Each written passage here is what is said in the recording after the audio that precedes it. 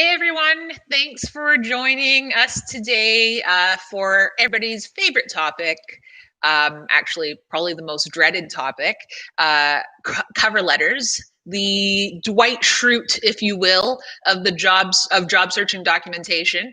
I know people generally don't like writing cover letters, and I'm hoping that today I'll help to make the process a little less painful for you. I'm very much team cover letter, and I am a big believer in the power of cover letters. So if you're coming here to get me to give you permission to not include a cover letter, that's not going to happen. I believe that you should be attaching a customized cover letter to every single job application.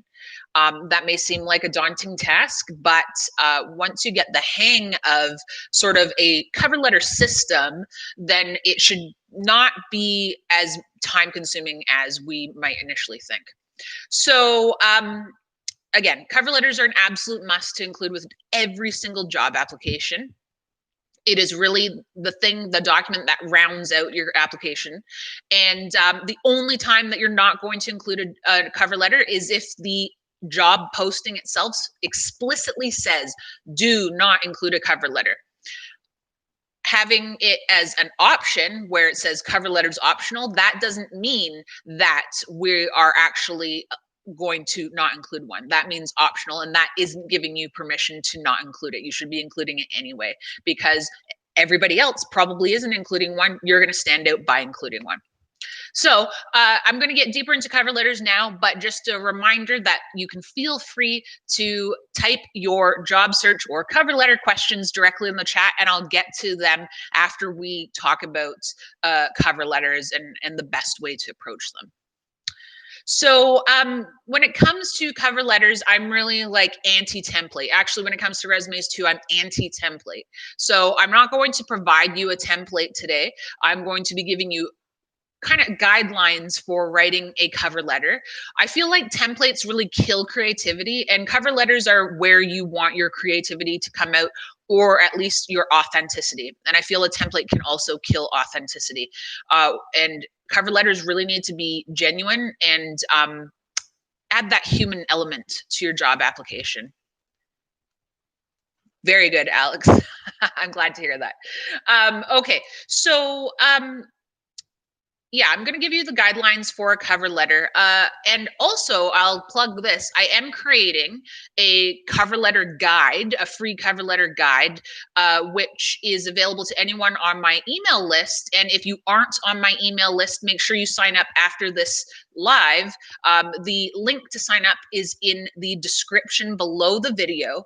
And you can just look for where I capitalized cover letter guide or free cover letter guide, and then I put a bunch of love letter emojis around it. You should be able to find it. So sign up there, and I will automatically send you the guide once it's ready to go. Okay, so good cover letters. They generally don't exceed a page, and there's actually no obligation for you to write a whole page for your cover letter. I've seen a lot of good cover letters that are like 3/4 of a page. So being concise in a cover letter is really important.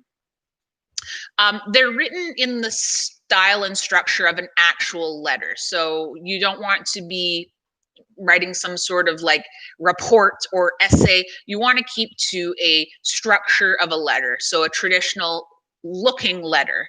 So date, address, and addressee. And these letters have a very distinct intro, body, and conclusion. And we're going to get into each of those sections shortly. And you really want to aim for the same aesthetic as your resume.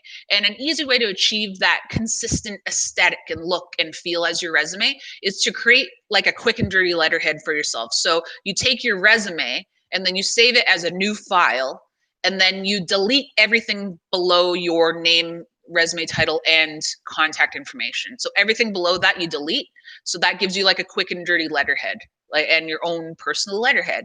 And so that really keeps consistency between the resume and the cover letter look and feel, which makes it much easier for the reader to digest, and also it gives you a bit of a brand, which is nice. Okay, so let's talk about the opening. So the opening of your cover letter is like prime real estate on your cover letter, like oceanfront real estate in Hawaii. Like it's really important stuff. Okay, so the opening 2 to 3 sentences is where you want to kind of go bold. And so what these 2 to 3 sentences won't be used for, this is not something you want to use these 2 to 3 sentences for, is I'm excited to apply for blah, blah, blah job, or I'm an ideal candidate for blah, blah, blah position, or the purpose of this letter is to apply for blah, blah, blah job. We don't want to waste that real estate using that type of language. It's just pointless and is just, it's going to make people yawn.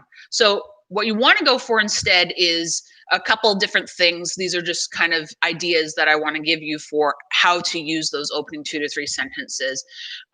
Again, you want to go bold, and you could do something like mention in some way, shape, or form why you want to work for the company. Like, is there something specific about their vision, mission, values that connects with you, and why does it connect with you? You could also offer your unique take on your profession, like your hot take on your profession, and how that allows you or will allow you to bring value to that target role. You could also talk about your secret sauce, why you're really great at what you do, and how that will add value to the role that you want to step into. Or perhaps, like, taking this even more towards the softer side of things, if the target company is really involved in the community in some way, shape, or form, or they're really making a difference, or contributing to the greater good through their product, service, or philanthropy, let's say, honing in on that, and telling the reader why that is something that you identify with, and why you want to be a key contributor to furthering that difference making. So that's really like the 2 to 3 opening lines in your cover letter. Then we get into the body of the cover letter. And the body of the cover letter is a great place for you to clear up any career red flags. So you would have addressed those on your resume for sure, in a single one-liner, like we've talked about a lot in the past. But it's really a good idea to kind of use your cover letter to put a positive spin on that career gap. So if you took a leave of absence, let's say, just really using your cover letter to identify or talk about how during that time you may have really identified or reconnected with your particular passions for the role that you're targeting, and that you're ready to really make a difference in that new role. Michael, I will answer that question at the end. That's a great question. And then after you've addressed any career red flags, if you have them, you want to use the body of the cover letter to draw attention to strengths, desirable strengths or skills that you have seen throughout the target job posting, and those that align with your own skill set. So what I would recommend is identifying the top 3 or 4 skills and strengths that are most desired in the job posting and are part of your own skills and strengths. And then I would use maybe 2 or 3 lines, like a bulleted structure or tiny paragraphs, where I would mention that it's a strength of mine, as well as use my best story for reinforcing why that's a strength of mine.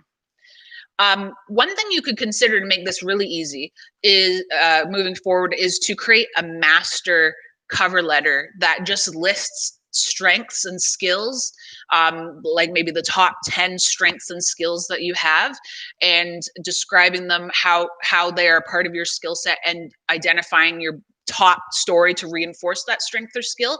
And then you can pull out the ones that make the most sense for that particular cover letter or application, and then just plop them in. So you're not having to write things from scratch all the time. And then with the close, we do need to close our cover letter, wrap it up really nicely. The close is your opportunity to ask for an interview. And another thing you could do in your close is really entice the reader with one final cool idea that you have for the company, or tell them how you look forward to bringing some sort of additional strength or unique perspective, unique take to the team.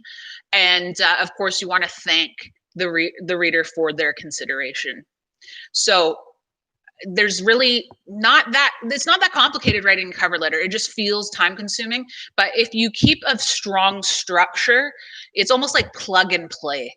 And I think that you'll have a much easier time going forward with writing cover letters if you just keep the structure simple, but keep the structure almost static, and just kind of insert the best stuff throughout, bold opening, body clearing up career flags and reinforcing with strengths, and close asking for an interview. Okay, so let's get to questions. Okay, so Michael, let's get to yours. How do you address a cover letter when you don't have access to the name of the recruiter, HR person, or hiring manager? Okay, so I would assume that you've already made a concerted effort to track that information down.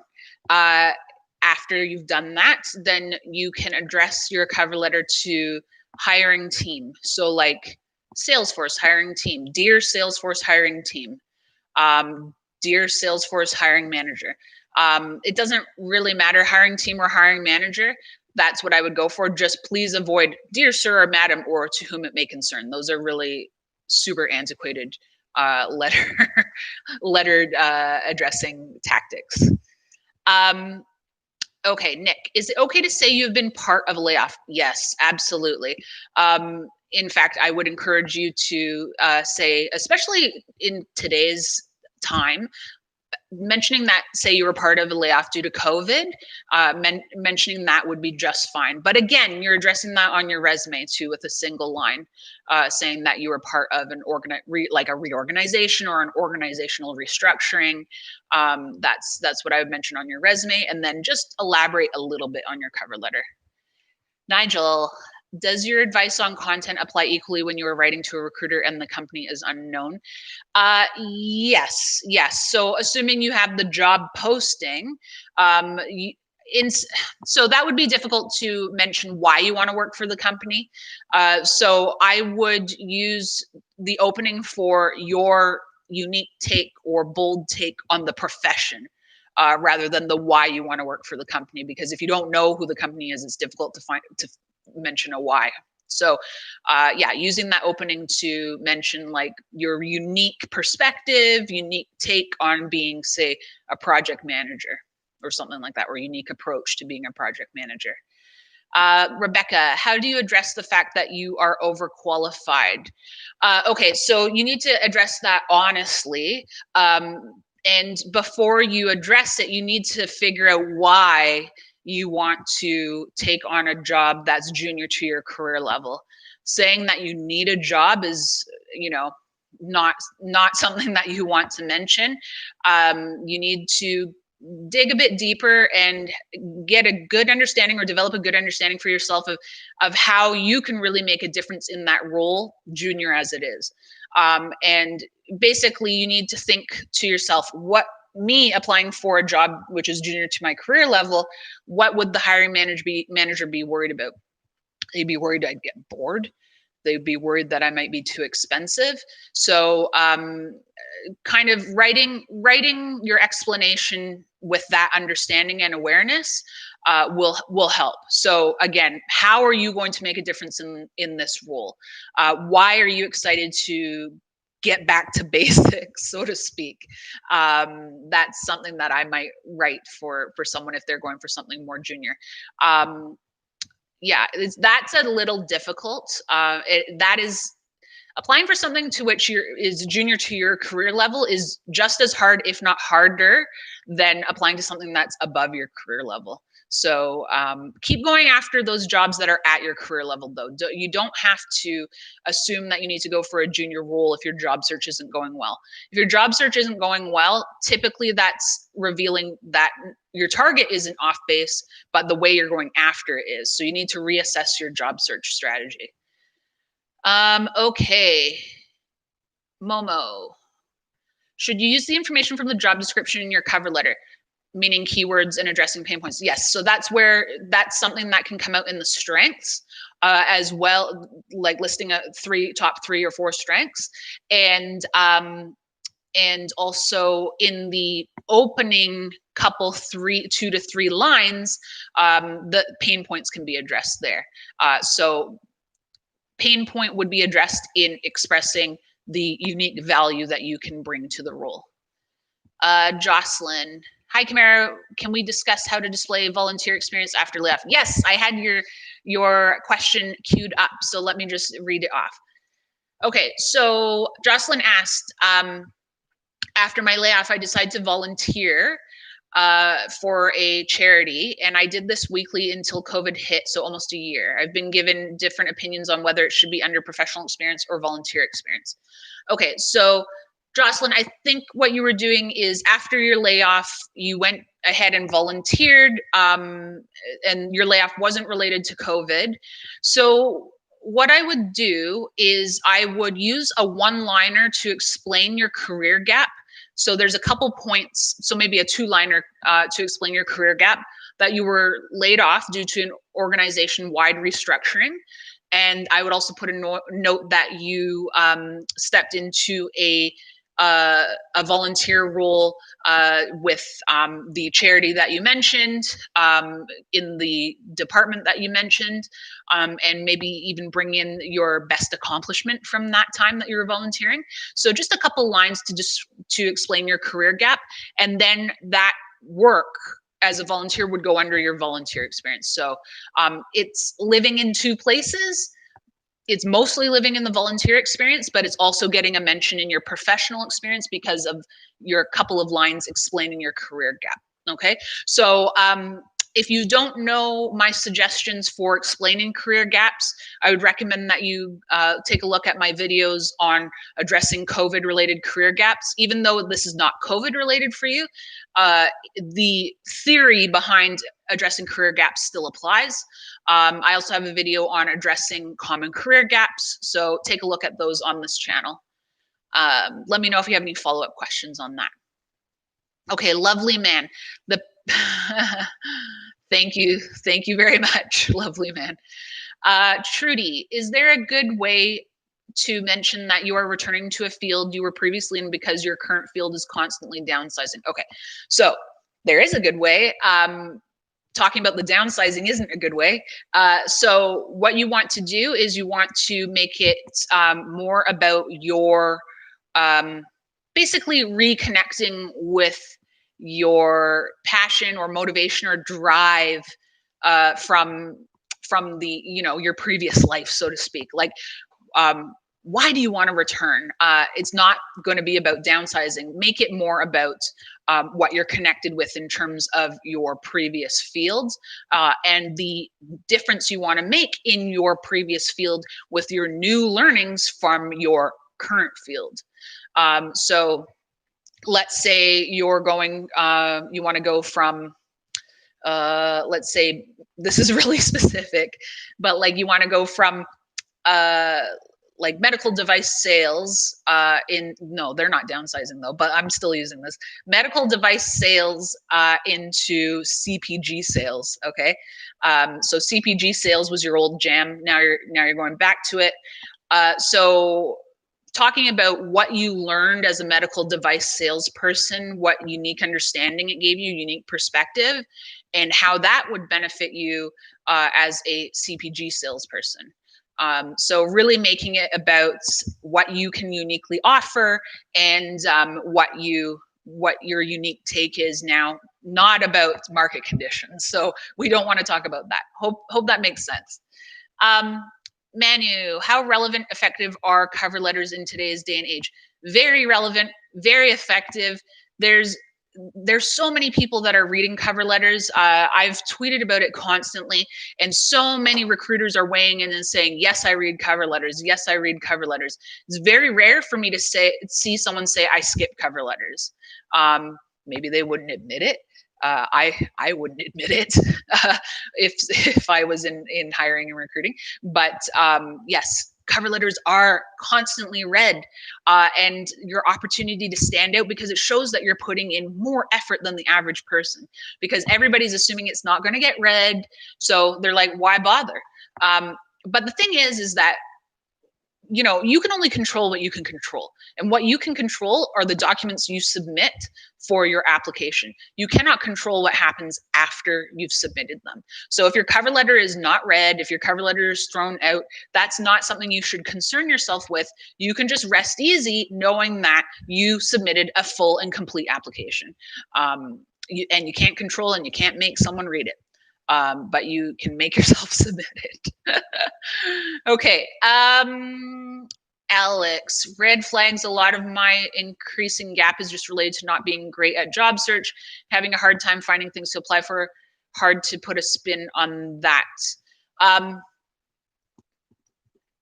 Alex, you and I engage a lot on Twitter. I think that you need to maybe take a couple steps back and get really clear on what you're going to apply to. If you're thinking that the market is drying up, that tells me that you're not quite clear on what you want to apply to in your career. You know, and if you're wanting to, I can recommend a great career clarity coach who can help with that. All right. Thanks, Jocelyn. Thanks, Momo. Trudy, awesome. Okay. Rahul, which resume format would I use for online application? Many websites and recruiters suggest doc formats to bypass the ATS, but Google prefers a PDF format.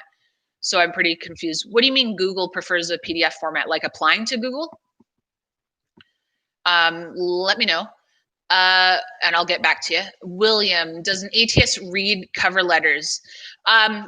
Okay, so ATSs are used in various ways. ATSs are customized in various ways. It doesn't matter whether an ATS is reading your cover letter or not, because more than likely your application is being read by a human. The longer I do this and the more I talk to recruiters, I'm realizing that they don't use their ATSs in the way that some thought leaders are saying they're used. Okay, so it's very common for hiring people to go through every single application they receive physically. So don't worry about whether an ATS reads a cover letter or not, because it should not affect whether you submit it or not. All right. Okay, Rahul, while applying to Google. Okay, so when you're applying to a job, follow the directions on the career site. If they want a PDF, submit a PDF. If they want a doc, submit a doc.